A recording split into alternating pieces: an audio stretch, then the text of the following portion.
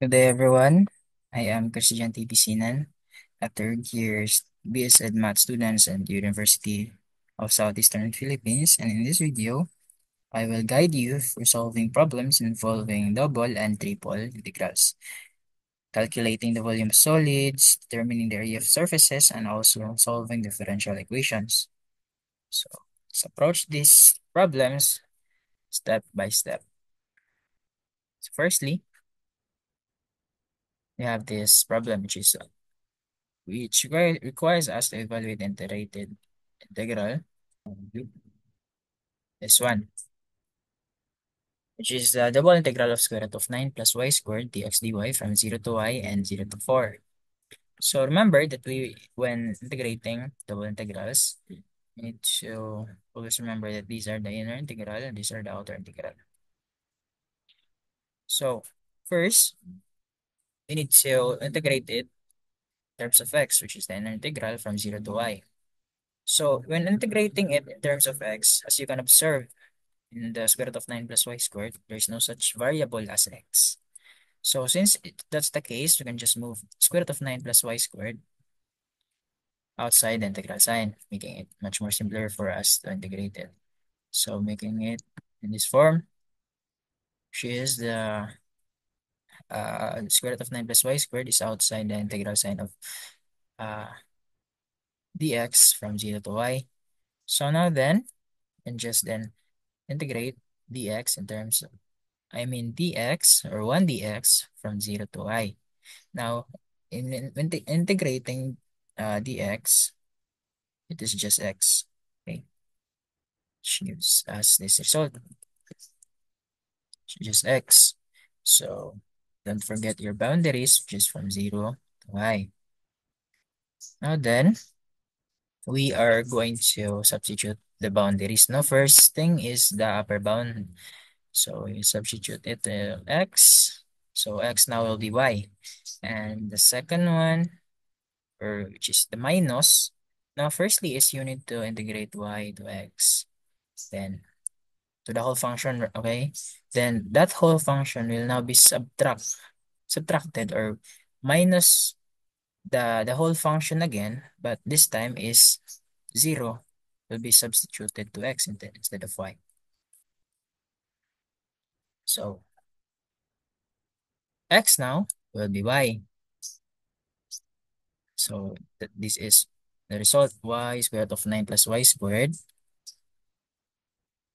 Then if you were to ask na, why is there no such formula or function there that 0 was substituted to x?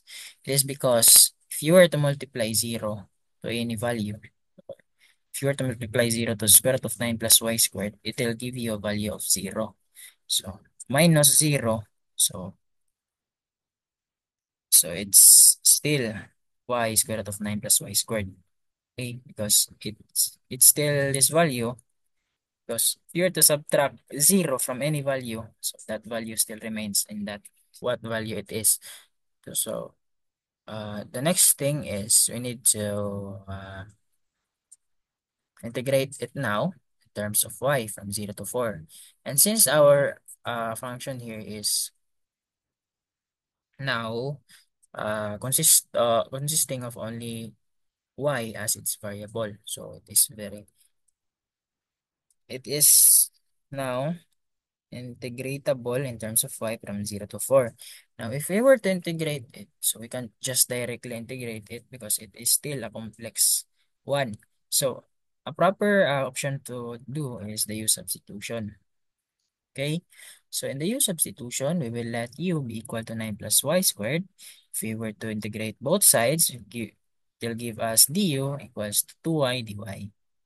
Now, to get the value of dy, so para may mas substitute tayo sa value ni dy here, we need to divide both sides by 2y. Just cancel na here. And also 2y over here. So, it will give us a result of d over 2y equals dy. So, Now we are going to do the substitution. So instead of 9 plus y squared inside the square root sign, it will now be u, right? As you can see over here. Now, into the value of dy, it's not dy anymore. It will be du over 2y, okay? Which is this one. Now with that, as you can observe, we uh, di natin ginalaw si y. Dy will now be du over 2y. Now, if you were to multiply y square root of u to du over 2y, so y will now be cancelled out. And with that, you can just move like 1/2 outside the integral sign, giving us this result, which is the 1/2 integral of u, integral of square root of u du from 0 to 4. Now, square root of u is equal to what? Equal to u to the power of 1/2. We can just then substitute, or we can now just then integrate this u to the power of 1/2 du from 0 to 4. Now, if you were to integrate that, it will give us a result of u to the power of 3 over 2 over 3 over 2. So, di ko na explain kasi it is expected na alam niyo na yan. So, if we were to simplify this, it will give us this result, which is 2 over 3 u to the power of 3 over 2. And don't forget your boundaries, which is from 0 to 4. It's very important. Now then, we need to simplify this first. And 1/2 times 2 over 3 will be 2 over 6, and 2 over 6 is equal to 1 over 3. And copy the rest. Now then, you will need to substitute back the value of u, which is 9 plus y squared, here. Okay? So u here will now be 9 plus y squared. So, dito na tayo. And after that, we need now to substitute its boundaries to the value or to the variable y. So firstly, we need to substitute 4 to the function. Okay, so it will now be 1/3, or we can just uh, make it like this, right? Like we are going to factor out 1/3 muna.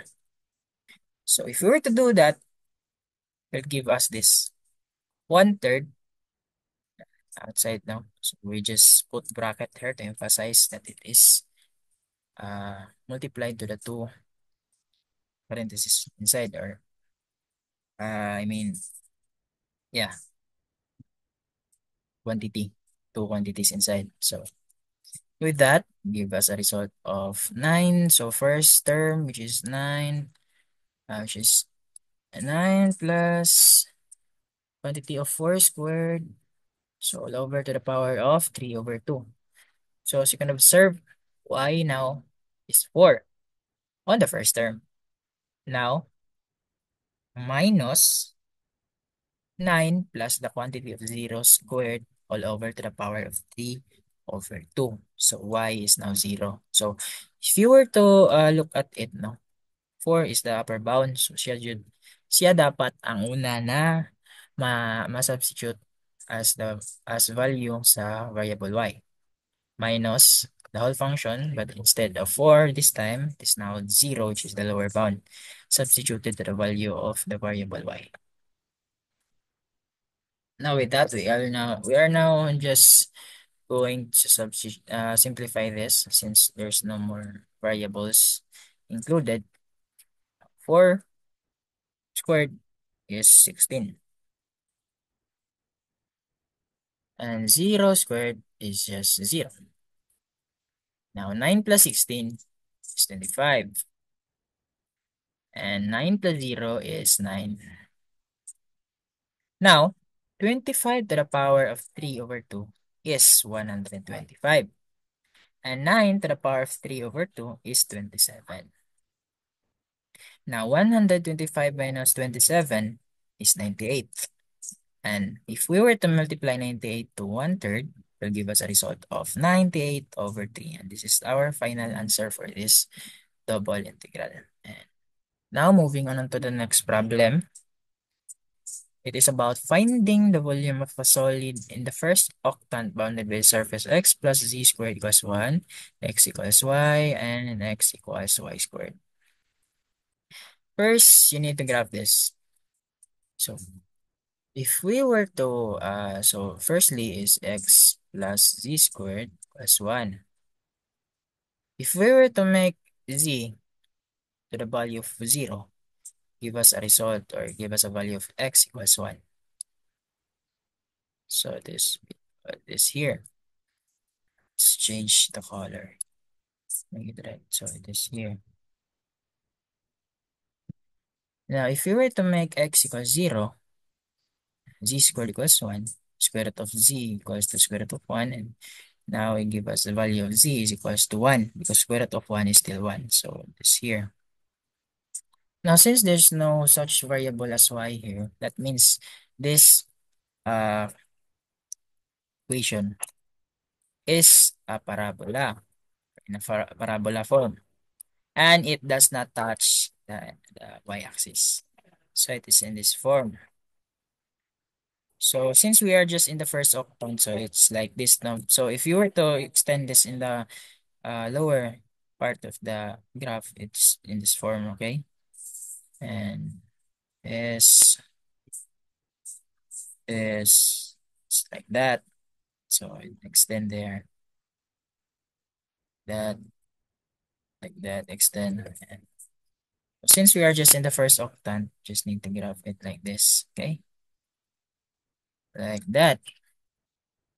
So that is our function, or that is the equation x plus z squared equals 1. It's graph. Now, next is we need to graph x equals y.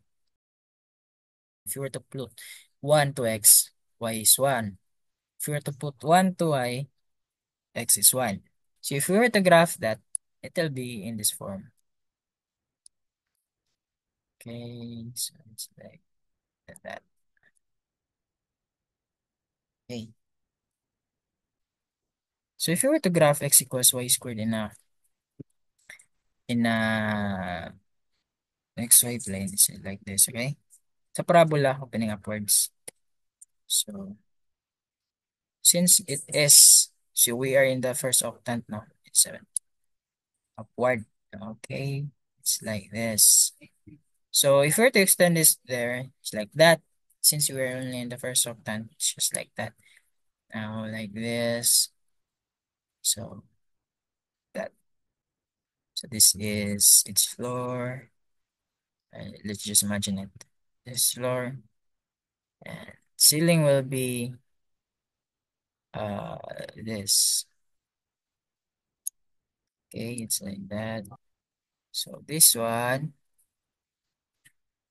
So this is touched by the surface now, or by the plane x equals y. So ito yung na-create niya, or ito yung naharang niya.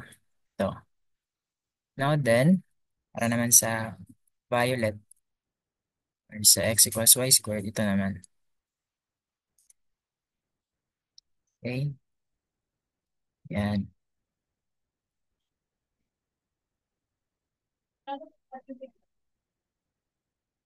Okay, that's it. And also, yung parang rooftop ng graph natin is the red. Okay? It's the red. Let's make it like this. There. There you go. Okay, choose the red.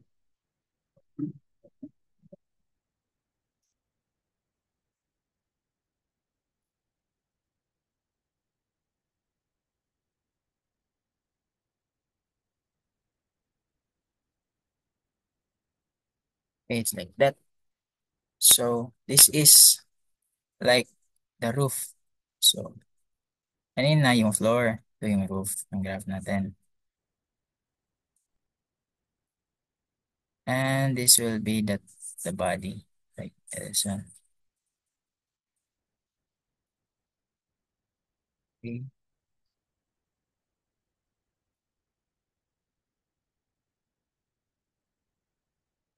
There, there, there. Also from sa likod na part. Ito, ito, ito. Yan. Now with that, you can now just then see the boundaries. So boundaries. Instead, so let's first have the Z. So Z, our boundary is from 0 to, so since it is the first octant, so this floor is from 0 no? So since this is the Z, so yung pataas ating titignan yung ganito. Okay? So this rooftop over here is in this form no? So we'll use this equation x plus z squared was 1. So para makuha natin ng rooftop. So si z squared, or para makuha natin ang value ng z, yun na siyang ganito. Ganito. 1 minus x and square root of z squared was the square root of 1 minus x. And square root of z squared is just z. So, may value na tayo para sa z equation, which is the square root of 1 minus x. So, that will now be our upper bound, no? For the z.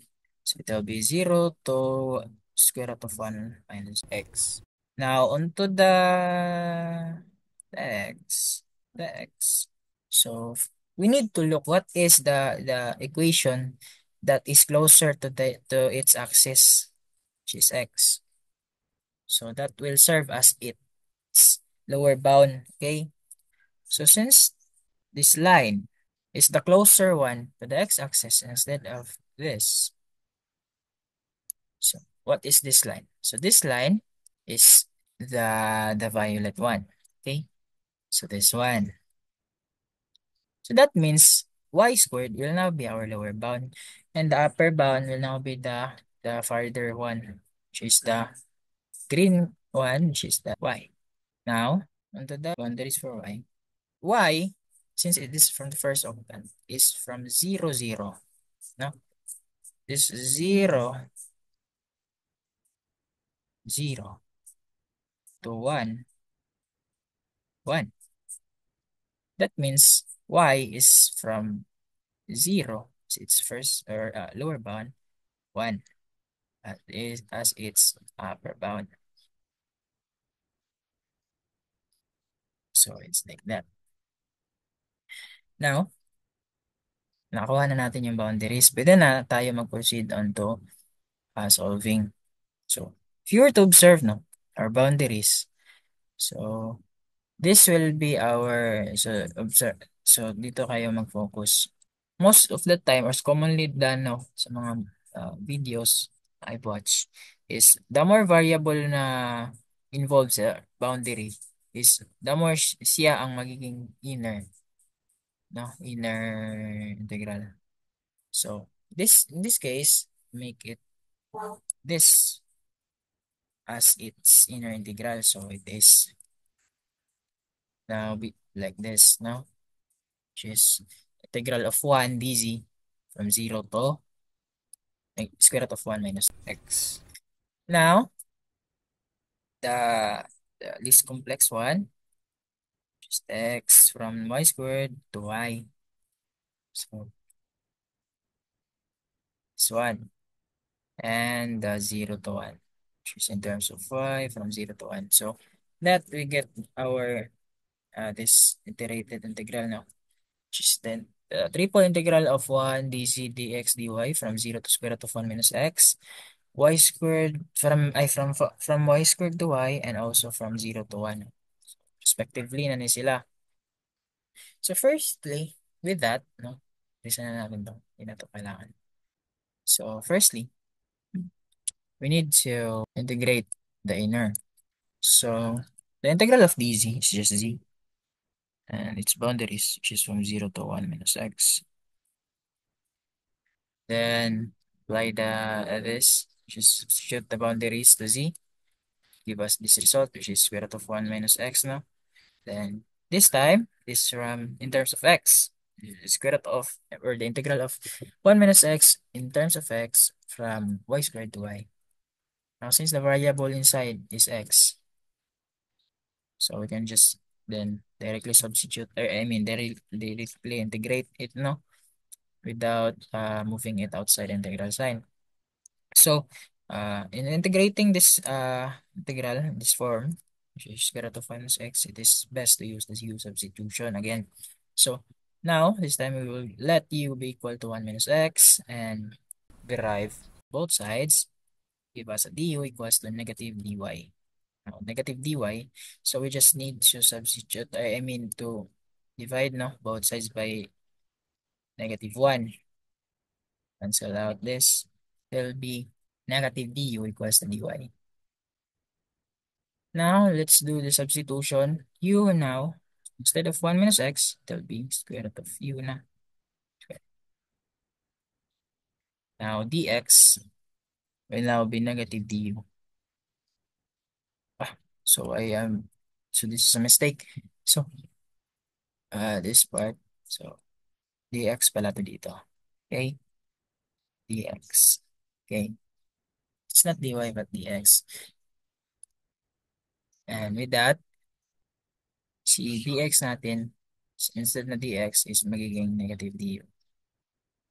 Okay. Then simplify. Just move negative, no, outside the integral sign. And we can just make square root of u to the form of u to the power of 1/2. So, nandito na tayo. No? To integrate this. In the integral of u to the power of 1/2 du is 2/3 u to the power of 3 over 2 from y squared to y. And don't forget the sign, which is the negative. Okay. So, this negative 2/3. Now then, same process na nangyari kanina, ginawa natin kanina. Si 1 minus x will now be substituted back to u. So, u, instead of u na dito, magiging 1 minus x. Then, simplify. So, since this is a constant, you can just move it outside the integral sign, make it much more simpler for us. So, give us this result now, which is the negative 2/3 integral of 1 minus x to the power of 3 over 2 from y squared to y dy from 0 to 1. So, di pa tapos, no? Di pa natin na substitute itong mga boundaries na to. So, same sa nangyari kanina, substitute first y to the function, or the 1 minus x all over to the power of 3 over 2, minus same function or same 1 minus x all over to the power of 3 over 2, but this time it will be substituted by y squared. So, give us the result, this result. Okay? So, with that, we can just apply that theorem for integration. So, lagyan natin sila each term ng kanya-kanyang integration sign and its own dy. So, we can just integrate this separately, these two terms. Now, in integrating that, so in integrating this 1 minus y to the power of 3 over 2 dy, so we can just then use, again, the u substitution. Can let 1 minus y be equal to u. So if you were to let 1 minus y be equal to u, so dy, since this is negative y, so dy will now be negative du. Okay? So same sa nangyari dito. So ang nangyayari is magiging ganito na form. So instead of 1 minus y, this will be u to the power of 3 over 2, and dy will now be negative du. Okay, yan siya. Can just then move negative outside the integral sign. Magiging ganito na siya. Ito 1, u to the power of 3 over 2, du. Now, integrate u to the power of 3 over 2 du, u power 5 over 2, over 5 over 2 from 0 to 1. Simplify this, we'll get 2 fifths, I mean negative 2 fifths u to the power 5 over 2 from 0 to 1. Now apply this or substitute the value for ano no. I know, not that direct. So we need to first substitute back the value of u, which is 1 minus y, no? Dito sa u natin. So ang mayari magiging negative 2 fifths 1 minus y 5 over 2 from 0 to 1. Okay, so nandiyan na. Now, if we were to substitute these boundaries, firstly, ang makukuha natin, so if we were to substitute 1 to y, ang mangyayari sa loob ng quantity na to, or the parenthesis, is 1 minus 1. No? So, 1 minus 1 is 0. 0 to the power of any value is still 0 and multiplied to negative 2 fifths or any value is 0. So, just put it as, just use bracket first. Just put it as 0 directly. 0 minus negative 2 fifths. So, this time we'll substitute 0. 1 minus 0 power of 5 over 2. And the bracket. Okay, that. Now, 1 minus 0 is 1. 1 to the power of 5 over 2 is 1. And 1 to the 1 multiplied to 2 fifths or negative 2 fifths is negative 2 fifths. So, since there's a sign of negative here, okay? So, there's a sign of negative here. Negative times negative is positive. That means 2 fifths now, instead of negative, will now be positive. So, yan yung nangyari. Bakit? May 2 fifths tayo dito. Okay? Now, that is just for the first term, which is this one. We still need to integrate this term. Now, let's integrate that. Okay, that. Now, we can't use u substitution anymore because y here inside the quantity is or does have its exponent, which is 2. Then, if may y naman tayo sa labas, pwede natin gawin. Since wala. So, an alternative effective way para sa ganito is yung trigonometric substitution. Okay? So in this case, since y is into squared, okay? And if we were to remember a trigonometric identity, di ba? 1 minus sine squared theta is equal to cosine squared theta. Right? That's the case. But before that, make it much more simpler for us. We can just then, pwede natin tong turn into pieces, no? Like instead of 3 over 2, ang power nila, you can make it into square root of 1 minus y squared multiplied to 1 minus y squared. Okay? Because if you were to multiply 1 minus y squared, which has an exponent of 1, to the 1 minus y squared, which has an exponent of 1/2, it will give us the same exponent, no? Which is the 3 over 2. But this is still the same.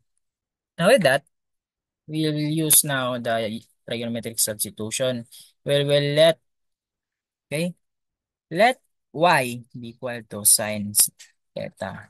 So our dy now is the integral of sine theta, which is the cosine theta d theta. So the value for y now will be sine theta. Okay? And instead of dy, it will be cosine theta d theta. Okay? Remember that. And so magiging ganito na siya. Square root of 1 minus sine theta squared is sine squared theta, okay? Sine squared theta. multiply to 1 minus sine. So since y is there squared here, so it'll be sine squared theta, then dy, instead of dy, it'll be now be, so if you were to remember or recall, it'll be cosine theta d theta. Okay, now with that, can simplify this now since I've shown you the trigonometric identity. 1 minus sine squared theta is cosine squared theta. So it'll now be like this. Square root of cosine squared theta multiply to cosine squared theta multiply to cosine theta d theta. So it's full of cosine. Okay. Now simplify further. Square root of cosine squared theta is just cosine theta. And since there's cosine squared theta here and cosine theta. So if you were to multiply cosine squared theta, cosine theta, give you a cosine uh cube theta. Now cosine cube theta times cosine theta is cosine to the power 4 theta. But yeah, it will be much more simpler for us to make it like this. Cosine squared theta times cosine squared theta d theta. Tandaan nyo ha, yung steps. I will remove this because yeah, our space here is very limited. So now with that, you can just then use again a trigonometric identity, which is the power reducing from identity now. So cosine squared theta, if you were to apply power reducing identity, is equal to 1 plus cosine 2 theta over 2 multiply to cosine squared theta, power reducing formula again, or identity. Now with that, simplify 2 times 2. So we can just move it outside now directly, 1/4.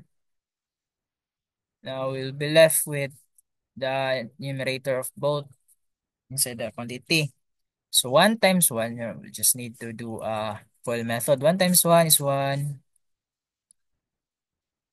1.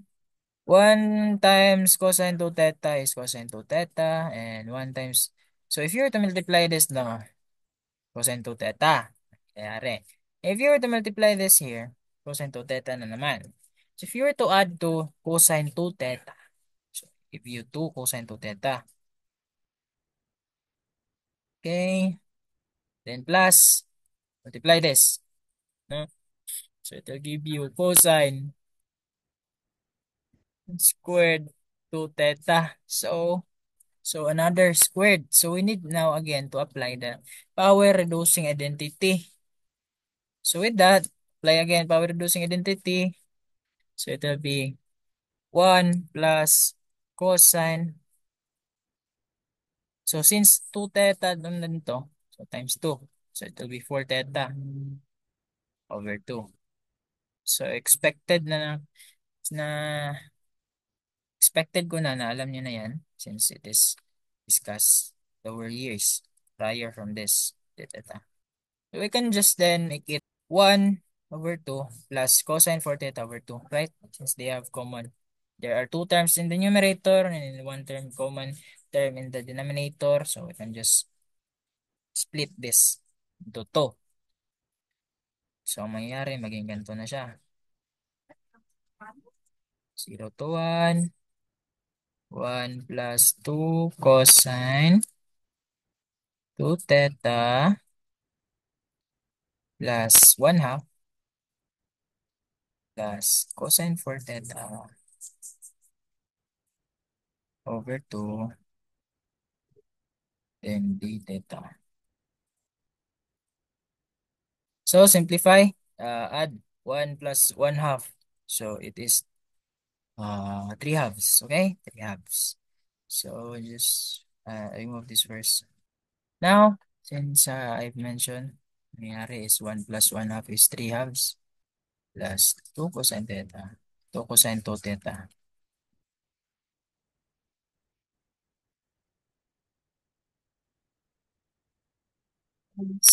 Cosine 4 theta over 2 d theta. So with that, I can just apply the theorem now. Put this integral sign in each terms inside the quantity and also the d theta for each term. So it's in this form na siya. Now you just need to integrate each term inside the bracket. So it will give us 1/4 multiplied to 3 halves theta. Okay? Because the integral of d theta is theta. Plus 2 integral of cosine 2 theta. So I forgot to put the theta here. Just put the theta. So cosine 2 theta. Right? Integral theta. Apply U substitution. Let okay, and not let U equals to 2 theta. If you were to derive both sides, it will give you 2 d theta. Now, para makuha mo kung anong yung isa-substitute mo dito sa d theta mo. So, divide both sides by 2. So, it will be du over 2 d theta. Okay, kanya na. So, if you were to substitute this now, value. So, it will be cosine of u, du. Then, d theta here is not just du, it will be du over 2. Now, since there's 2 here, we can just move it outside the integral sign. It will be 1/2 integral of cosine u du. Then, integral of cosine is sine. So, it will be sine u, right? Plus c, since this is an indefinite integral. Then, your u here will now be substituted back by its original value, which is 2 theta. It will be 1/2 sine 2 theta, right? Simplify this one, give you sine 2 theta over 2. Okay? So, yan yung kinalabasan dito.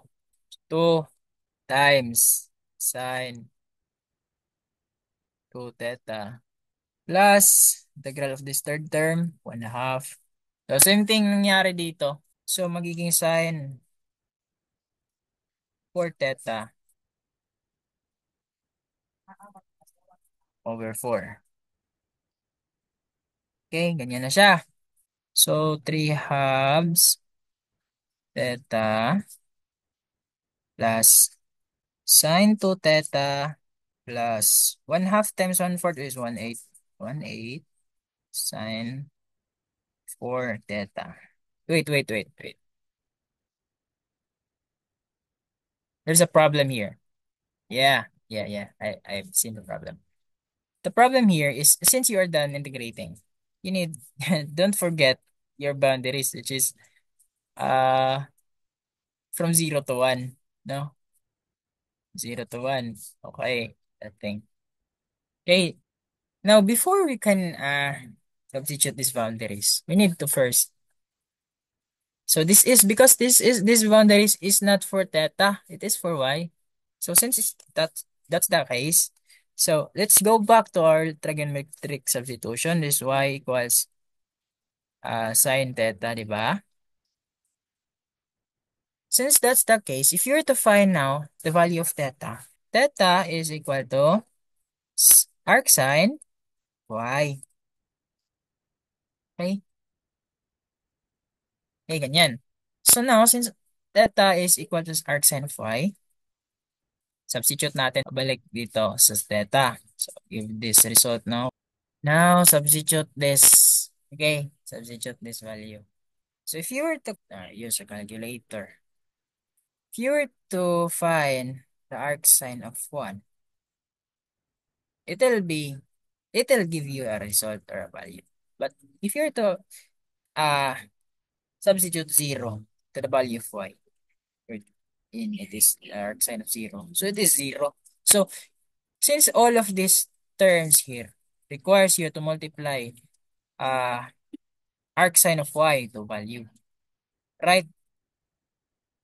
So, in that case, 0 So if you were to substitute 0 in this terms, three terms inside the bracket, your arc sine of y will equal to 0. And remember that sine 0 is 0. So with that, it is now not necessary anymore for us to emphasize the substitution of 0, no? We can just make it minus 0. So let's just substitute 1. Okay, there'll be 1/4,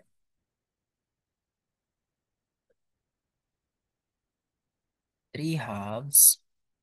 Then, if you were to substitute, no, ang mangyayari dito is arc sine of 1. And arc sine of 1, no, arc sine of 1 is 2 pi over 2. Okay, arc sine of 1 is also pi over 2 plus sine 2. And then against arc sine of y, which is, we'll make it, if you were to substitute 1 to y, that'll be arc sine of 1. And arc sine of 1, same thing, is pi over 2. I hope you are following. So plus 1/8 sine of 4 multiply to arc sine of y, substitute 1 to y, it'll be now arc sine of 1, and arc sine of 1 is the same thing as kanina, which is pi over 2. So, ganyan. And now, 1/4 multiplied 3/4 pi plus. So, cancel na tong 2 dito. So, it'll be sine pi lang. Sine pi is equal to 0. Okay? So, 0 na to. Plus 1/8. So, 4/2 is 2. So, it'll be 2 pi. And sine 2 pi is equal to 0. Again, sorry na pangalan, ginagamit ba na yung calculator. So, ito, if you were to compute this or using calculator, 0 ang kinalabasan. Okay? And 0 times 1/8 is 0. So, it's not needed anymore to write 1/8 there. So, you just put it 0.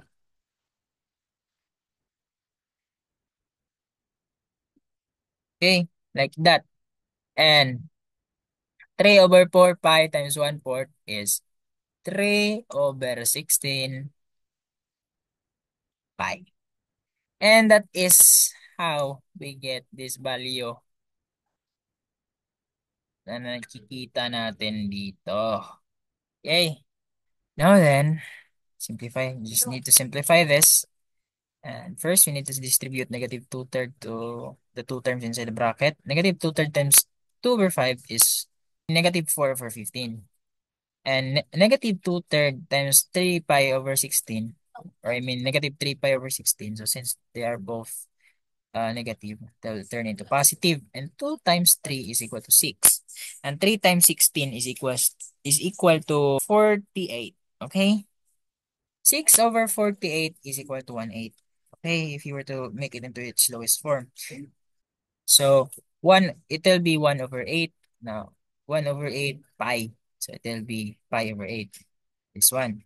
Pi over 8 minus 4/15. And if you were to use a calculator for that, for example, approximation, it will be 0.126 cubic units. That's it. This is the answer for our second problem. So moving on to the third problem. So this problem is about finding the area of a surface cut from the plane z minus 2x minus y equals 5 by the planes x equals 0, x equals 2, y equals 0, and y equals 4. So same thing kanina. Graph. Need to graph. And this is kind of complicated to graph, but still we need to graph this. So ito yung graph na, then ito yung area kailangan natin kunin.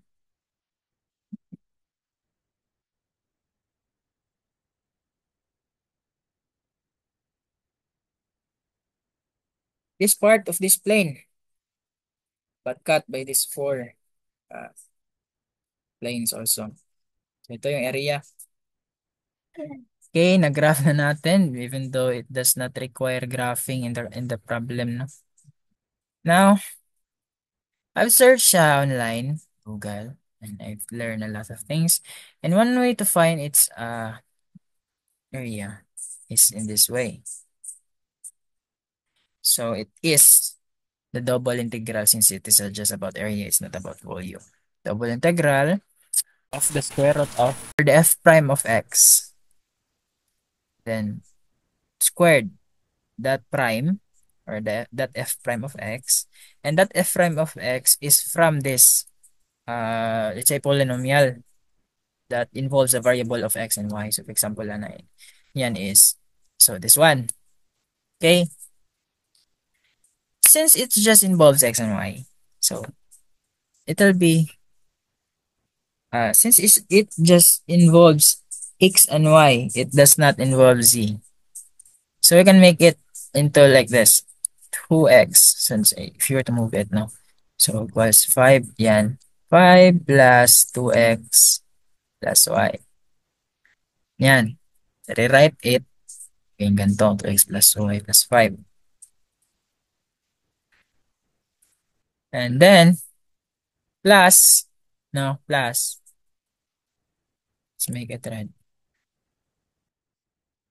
Plus the f prime of y. So the first term is about x, f prime of x, and the second one is about f prime of y. And square that f prime of y, and that f prime of y is from the polynomial that involves a variable of x and y. No? And then plus 1 dx dy from 0 to 2. No, which is the so, di ba, ang sabi ko kanina, inner integral. So, since it is about in terms of dx, what is the value of x here? The boundary is from 0 to 2. So, yan yung nangyari. Kaya 0 to 2 dito. And then, the outer integral, which is dy in terms of y. The value of y is from 0 to 4, no?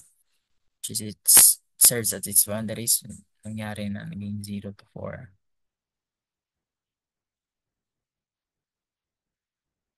Okay. Now, moving on. Okay, with that, so x and y natin, same sa sinabi ko kanina, is 2x plus y plus 5. Now from that, if you were to prime, to take the prime or the first derivative of 2x, that'll be 2. Okay, right? 2. So, yan yung nangyari, kaya 2 yung nandito, then squared. Okay? Yan yung nangyari. Then, plus, the derivative, the first derivative or the f prime of y. So, y here is y, just y. And squared. Okay? And f prime of y is 1. Then square that. Yan yung nangyari. Kaya may 1 square dito. Okay? Then plus 1. And yeah. Simplify this inside the square root sign. 2 squared is 4. 1 squared is 1 plus 1. Give you 6. So it'll be square root of 6 this time. So now we can just then simply integrate this, no? So first we need to integrate to do the inner integral. Since the square root of 6 is a constant, we can just move it outside the integral sign. And then the integral of dx from 0 to 2 is just x from 0 to 2. Now, substitute the value for the boundaries, upper bound, which is 2. So it will be 2 square root of x. Because it's just 2 square root of x, because if you were to substitute naman 0 to x, it will be 0 square root of x, is square root of 6, and 0 square root of 6 is just 0. So originally, yan to. 2 square root of 6, 2 square root of 6 minus 0. Yan. So I just don't write this minus 0 anymore because it's not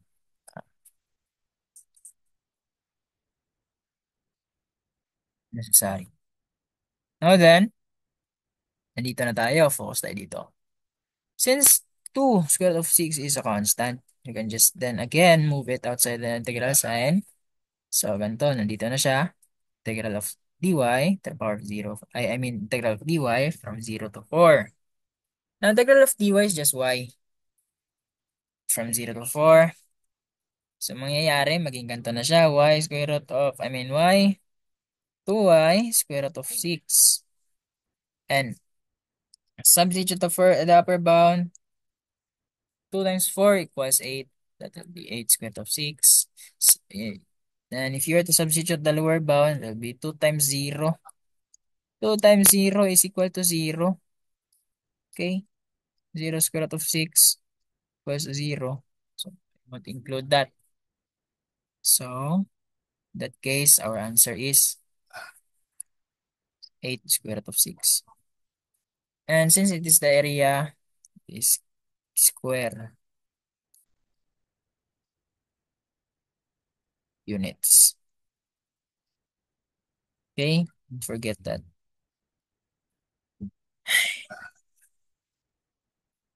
Now, moving on to the fourth problem.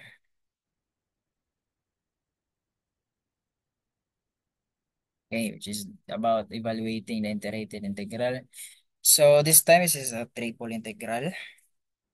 So it's just simple one. So same process. First, do the inner integral. So here, if you focus tayo dito, okay? Focus muna tayo dito. If you were to look at this, z, it is the integral of z dx from 0 to 2 minus y, and is not x. So that means z will be considered constant if you were to integrate it in terms of x. So z will now be moved outside the integral sign. And the integral of dx from 0 to 2 minus y is just x. So that will give you z times x from 0 to 2 minus y. And substitute the boundary, which is just the upper boundary because 0. If you were to substitute the lower boundary to x, they'll just give you a value of 0. That will be minus 0, and they'll still give you the same value. So if you were to substitute 2 minus y into the value of x, give you this result. Z times 2 minus y. Okay? And with that, you can now then proceed on to another integral, which is the second one. Is in terms of z this time. And since this quantity over here, which is the parenthesis of 2 minus y, close parenthesis, does not have the variable of z. So if you were to distribute z, so of course it will have, but that will just make it a little bit longer process, no? So if you were to, so since it is in this case, 2 minus y will be considered as constant, both, no? And will be moved outside the integral sign. So, yan yung nangyayari, kaya may result tayo na ganito. So, 2 minus y, the integral of z, so may iwan tong z, because that is the same variable in terms of z. It will be from 0 to square root of 4 minus y squared. Now then, the integral of z dz is just z squared over 2. And if you were to simplify that, it is 1/2 z squared. Okay? 1/2 z squared from 0 to square root of 4 minus y squared. Since 0 is lower bound, we won't need to substitute that. And substituting the upper bound to the value of z, give you this result. It's 1. Okay? Which is the 1/2 times the square root of 4 minus y squared. Squared. Okay? So that's it. Now then, square root squared. So if a square root is squared, no? If a square is squared, so cancel na tong dalawa. So c squared and c squared. And maiiwan is 4 minus y squared na. Okay. Now, with that, multiply natin to. Si 1/2 or distribute natin inside this. So si 1/2 distribute natin sa two terms inside sa dt. 1/2 times 4 is just 2. And 1/2 times y squared is just 1/2 y squared. Now, apply the FOIL method. 2 times 2 is 4. 2 times negative 1/2 y squared is y squared. Or minus y squared. And negative y times 2 is negative 2y. And negative y times negative 1/2 y squared is positive 1/2 y cubed. Okay? So, just a FOIL method.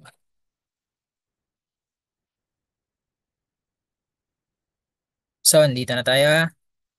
Now, apply the theorem. You can just give each terms here inside the quantity its own integral sign and its own dy. So, yan yung nangyari kaya nandito. Kaya, yan. And then, you can just, since 4 is a constant outside, 2 is a constant, 4 is a constant outside, 2 is a constant outside, 1/2 is a constant outside, the integral sign. Now, if you were to integrate yung ano yung naiwan sa loob ng integral sign, integral of dy is just y. Okay? Integral of dy is just y. Integral of y squared is 1/3 y cubed. Then, integral of y dy or give you 1/2 y squared. And since you have 2 here, and since you have 1/2, you're going to integrate y dy. So, I'll just cancel out 2. You'll be left with y squared plus 1/2 integral of y cubed dy is 1/4 y to the power 4. And all of this is from 0 to 2. Evaluated from 0 to 2. Okay.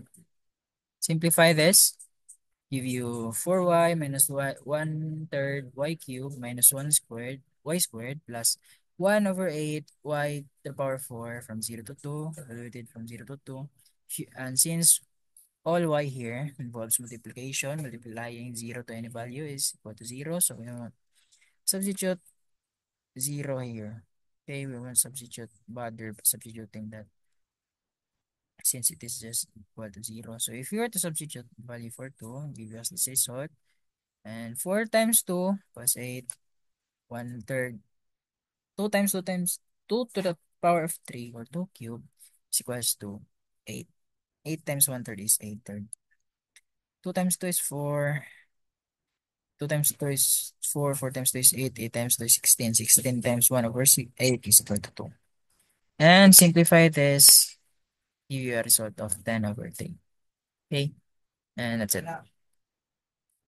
So our last problem is about obtaining the general solution of a differential equation, wherein the given differential equation is v squared dx plus x, quantity of x plus v, dv equals 0.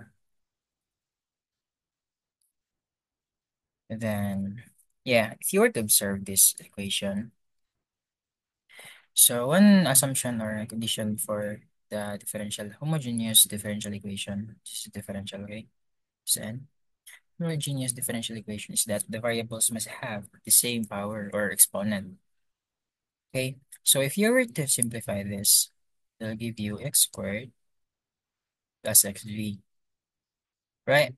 So if you were to assess v squared, have v squared for dv and x squared for dx, then x for dx and v for v squared for dv. So with that, you confirm that they have the same power. Okay, so which is with that, can use the homogeneous differential equation. So in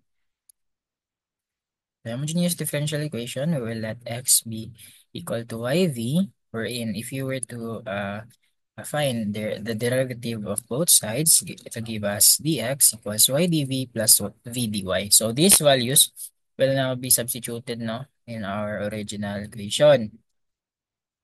X. So firstly, copy v squared. Then dx now will be y dv plus v dy plus x. X will now be yv, and quantity of x will be yv plus v dv equals 0. So that's it. So we've done substitution. So tapos na natin i-substitute na kailangan i-substitute. Now then, we just need to simplify this one.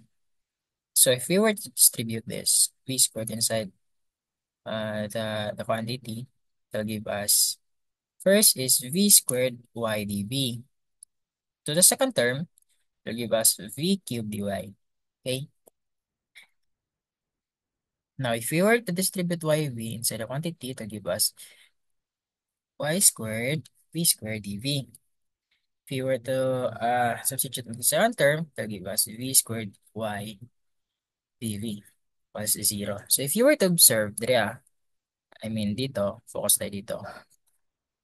If you were to observe here, there are two terms that are similar, which gives us a clue that pwede natin silang i-plus, okay? Which is v squared y dv and v squared y dv. So if i-plus natin yan dalawa, that'll give us 2 v squared y dv. And copy the rest.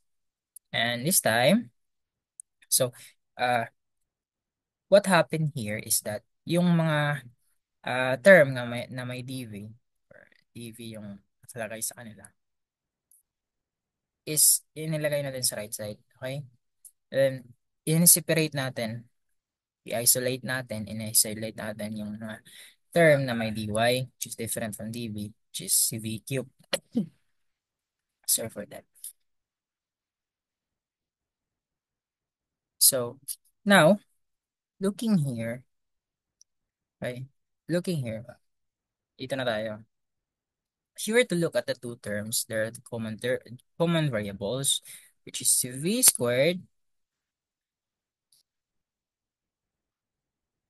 si v squared, and si y. Okay? Si y is the first term, and si y is the second term, which pwede natin kunin sa y squared. So, pwede natin siyang i-factor out si v squared and y. And ang matitira na lang is 2 plus y. Factor out din natin si dv, which can be seen or common term sa dalawa. And then, after that, so ang kailangan natin gawin is dapat yung variable ni y dito sa right side is mawala. Okay? Dapat walang variable na y dito. Then, same thing sa left, which is dy, kailangan ang nandito na variable is puro lang y. Okay? So, since si v cube consists of variable which is v. So, kailangan natin siyang ilipat. Malipat dito. Okay?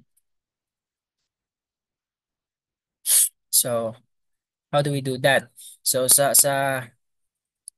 dito, kailangan natin i-divide si v cube. Okay? Which is ito. Para mawala si v cube dito. Okay? Then, same thing here. Kailangan natin i-divide si y at saka si 2 plus y. Para mawala yung variable na y sa right side at yung matitira na lang is ang v. And to add to that is also the v cube. Okay? Because i-divide natin yan. If may mangyayaring division is division in both sides. So, ganito. Now with that, cancel. Cancel y, cancel 2 plus y. Cancel v cube on the left side. Now, ang matitira na lang is, since v squared over v cube is 1 over v dv. So, this is for the right side. For the left side, it will be negative since wala nang ano sa taas. It will be considered as 1. Negative 1 over y, 2 plus y, which is here. And don't forget your dy. Now, after that, we need to find the integrals of both sides. And the integral on the left side is somewhat easy. So, if we were to integrate the left side, it'll just give us ln v. But the problem is on the right side. I mean, on the right side, if you were to integrate this on the right side, it'll give us ln v. The problem is this in the left side because it's a little bit complex. And if we were to assess it, it requires us to apply integration, or I mean partial integration. So, kailangan natin siyang i-treat na una because yeah, it's a little bit complex. So, use partial integration. So, dito na tayo, okay? So, dito sa box. Now, sa partial integration, kailangan lang natin is ito. For now. Okay? I mean, walang kasali si dy. Yan. Then equals a over y plus b over 2 plus y. So, ito yung nangyari dito. Okay? Now, after that, we need to multiply the whole. Okay? Lahat sa y and 2 plus y. Then cancel for the for the right side. And for the left side, because if we were to multiply a over y times y, 2 plus y, makakancel lang si y. Then a will be multiplied to 2 plus y. So ito yung nangyari dito. And b over 2 plus y times 2 plus y. Makancel lang is si 2 plus y. Ang nangyayari is si b is multiply pa rin sa y. Simplify this. Come up natin itong dito. And then after that is kunin natin yung mga value ng ni A at ni B. Okay. So if you were to look sa align kasi to sa right side at sa left side. Sa right side, as you can see, 1 lang, which is constant. It doesn't include 5y or any constant na kasama si y. So just 1. That means constant. So ang rules kasi dyan is kung ano yung constant dito, so which is 2a lang siya, si 2a is equal to 1. Okay, so constant sa right side is equal sa left side. So that means 2a is equal to 1. If we were to divide both side by 2, we'll get that a is equal to 1 half. Okay, since na mayroon na tayong 1 half, so balik tayo dito. Where to look, since walang nakalagay dito nga na constant along with y, we can consider it as 0y plus 1. Yan. That means a plus b. So if you were to look at the left side, a y plus by. That means a plus b is equal to 0, which is aligned siya sa right side. Now with that, since a plus b equals to 0, and at yung a natin is 1 half, so mangyayari is 1 half plus b equals 0.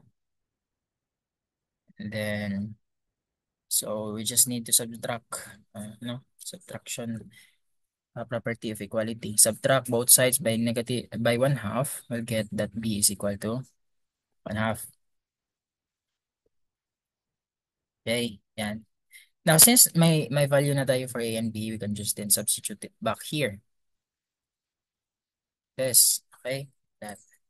Now, ang, ang, ang, ang makukuha natin is 1 half over y plus negative 1 half over 2 plus y. So, to simplify that, we get this one, which is 1 half y minus 1 half quantity of 2 plus y. Okay? That's it. Now, we are not done yet because, so, since nakuha na natin, dito na tayo, focus tayo dito, can just then apply, I mean, if you were to look at it, no? If you were to look at it,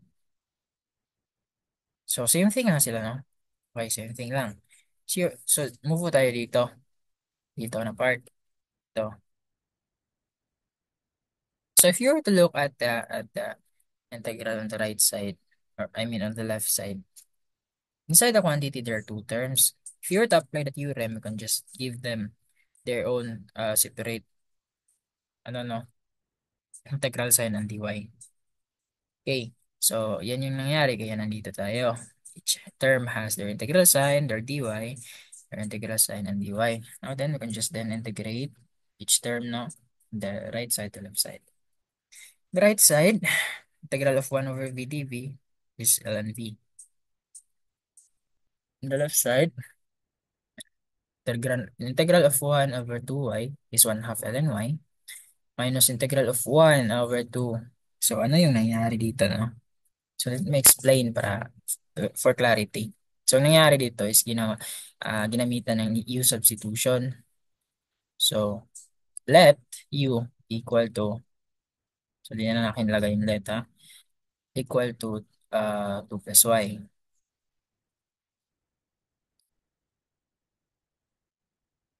Yan. That means du is dy.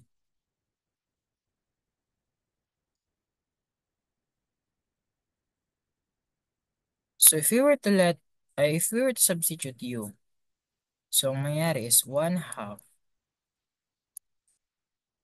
u du. Okay? Now, if you were to integrate this, kailangan natin ilabas si 1 half. Then 1 over u will be ln u. Okay, then plus c. After that, just need to substitute back the value for u, which is 2 plus y.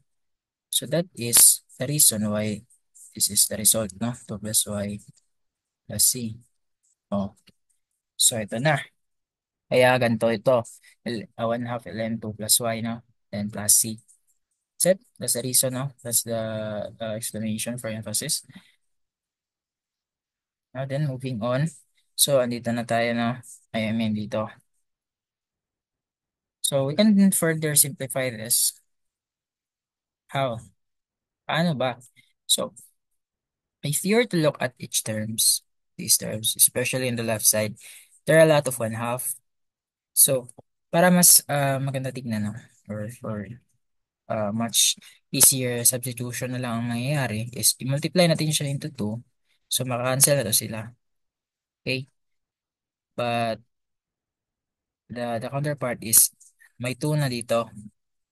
And also, si C will be given 2. So, 2 ln V plus ln Y minus 2, minus ln 2 plus Y equals 2C. And then, yeah, using the logarithmic properties, we can make 2 ln V into ln V squared. Now, again, with the logarithmic property, we can make this 3 term into 1, which is the ln V squared Y all over 2 plus Y. Equals, yeah, we can make it and see here because any constant. So even if we ln it or if we times it by 2, constant will still be a constant, no? Constant will still be a constant. So para lang din to, para mas ma-applyan, para mas madali nating applyan both sides by the exponential property, which yan yung mayayari dito. If we were to get the exponential property of both, or if sa both ano, no? So wala, I mean, wala na to, we just erase this. So, wala na to. Okay, wala nang integral dyan. Mali lang nilagay. Sorry, sorry. So, if we were to get the exponential, or if we were to apply this process, so, ang mangyayari, ang resulta niyan is, mawawala both si E at si ln. Okay, ganyan. So, pwede na natin siya i-cancel out. Then, ang matitira is si V squared Y all over 2 plus y is equal to c. Now, for simplification process, or para mas ma-simplify natin, lipat ko na to. Ito na lang. Para mas ma-simplify natin, multiply natin both sides by 2 plus y, okay? Or pwede natin i-multiply lahat by 2 plus y. So, this here. So, si c dito sa left side is may kasama na siya or will be multiplied also to 2 plus y. Yan yung nangyari, kaya naging ganito. So, since if you were to recall, no, if you were to recall our original equation, so balik tayo dito. Our original equation does not have a variable which is y, right? V and x. It just involved that uh, variables. So what we need to do here is that ang y natin is kailangan natin palitan. That's why I've included this equation, which is y equals x over v. And yan yung gagamitin natin i-substitute sa value ni y dito. So that means ang mangyayari, si y is magiging x over v. Same thing over here. And after that, simplify na lang natin itong ano na naka-quantity 2 plus x over v. Lagyan natin ng lagyan natin ng VC2. Then we can just make the denominator v as its common denominator, no, for the two terms. So, pwede natin i-multiply both by v or yung lahat. Kabuuhan into v. Cancel v in the two terms, no, which is from the right and the left. And cancel also the v na times natin. And give us this result, which is v squared x equals c times 2v plus x. No? So ito na yung final answer natin. Pwede natin yung gawin ganito. B squared x over 2b plus x equals c. So same thing lang sila dito, okay? So that is our final answer for this problem, and I hope you've learned a lot. No? Ay ako yung you've learned something, because that might be just a small part of the discussion. No? So I hope you learn a lot in this discussion, and yeah, that would be all. Thank you.